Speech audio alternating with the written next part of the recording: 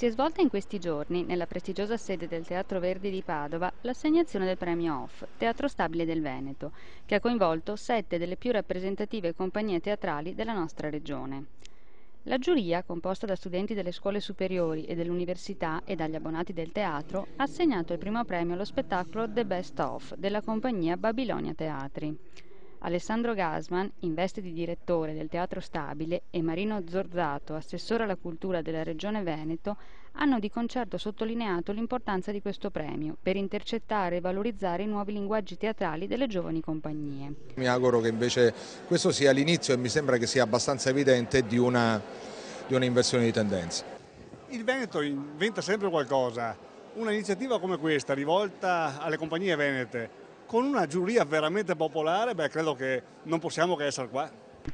L'importanza del teatro stabile si riconferma quindi per tutti coloro che fanno teatro con impegno e passione nel Veneto.